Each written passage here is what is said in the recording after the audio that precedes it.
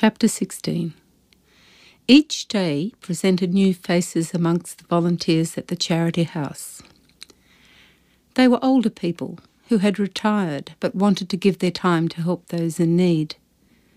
They were all connected in that they belonged to the local Catholic parishes, and one kind woman, knowing our plight, offered us accommodation in her home. But it didn't seem right, despite her warmth. One morning, a couple walked in to fulfil their shift. It was the first time a couple had arrived to work together.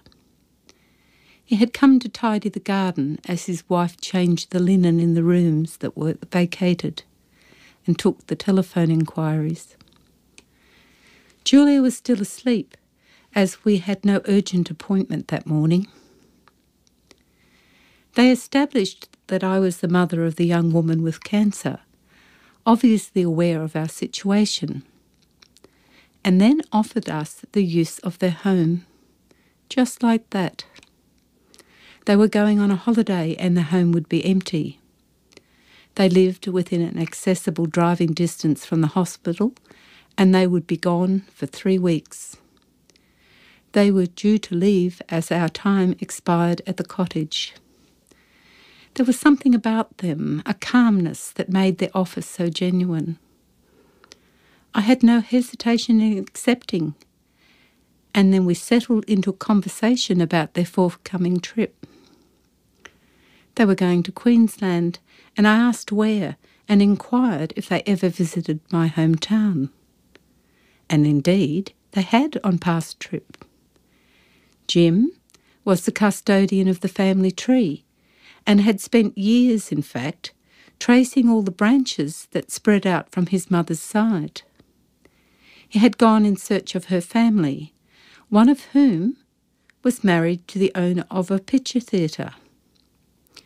The theatre, owned and built by my father's father, in which I had lived as a baby. It was then that he and I learned that his grandmother and my grandmother were sisters. Our time at the charity house was due to expire on the Sunday after Jimmy and Katrina left. So I rang Jim and his wife Bernadette and made arrangements to visit their house so that they could become acquainted with Julia before they left. Julia was apprehensive about the decision I'd made to accept the charity of strangers, but you couldn't meet them without understanding that they were indeed a result of all those prayers. She loved Jim at once. He was a blend of her grandfather, Grumps, and his brother, all rolled into one. Bernadette, with the quiet strength of a woman who has raised a large family and seen it all. The house, full of clocks on every wall, a collection born of Jim's patience with fixing things and their travels. We arranged to come back on the Sunday evening so we could spend the night with them before they departed the following morning. 10 o'clock was the departure time from the security of our little room. I was out of bed early to repack the car, which was somewhat like a jigsaw puzzle. We had been shopping the day before, and Julia had bought a bundle of new clothes at a store, which was a gold mine of bargains, and had not been able to resist buying a very large canvas of New York in the stationery store. It had been easy to put the canvas in the car when it was empty, but a different matter when we had our full load on board. I secretly loathed the thing, realising the difficulties of ever getting it onto the wall of her cellar room. But she was so delighted with it that I dare not reveal my feelings.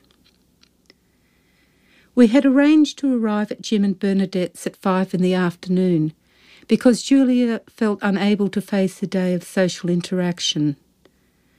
I suggested the movies to fill in the time, but even that sounded too strenuous. So we spent the day in the little park down the lane, our bedding spread under a tree.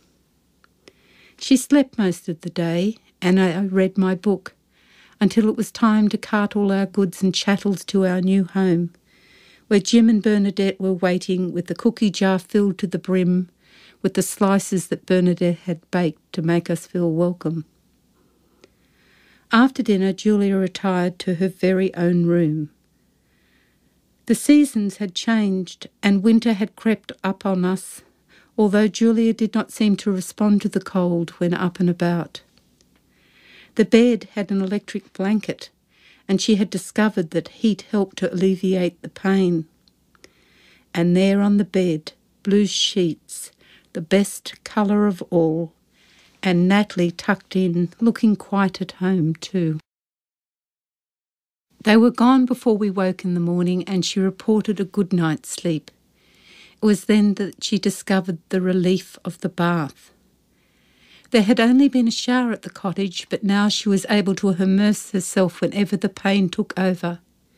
It took the pressure off her leg, which by now was a real problem. We kept the bathtub full and topped it up with hot water as required.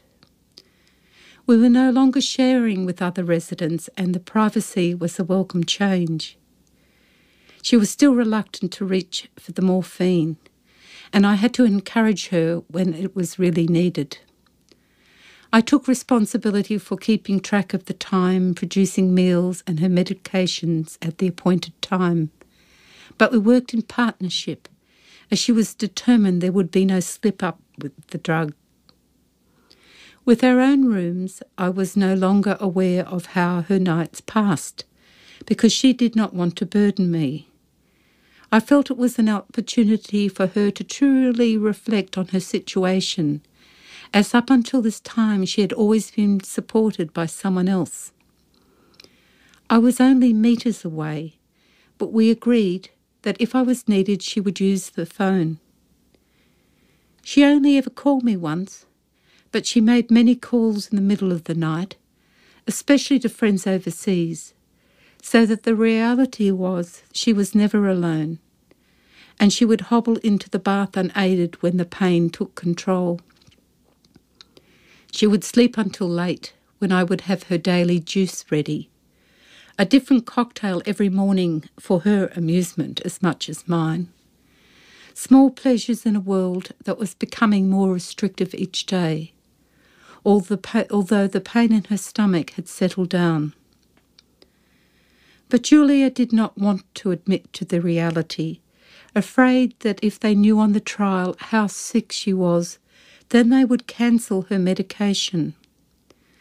I realised how illogical her thinking was.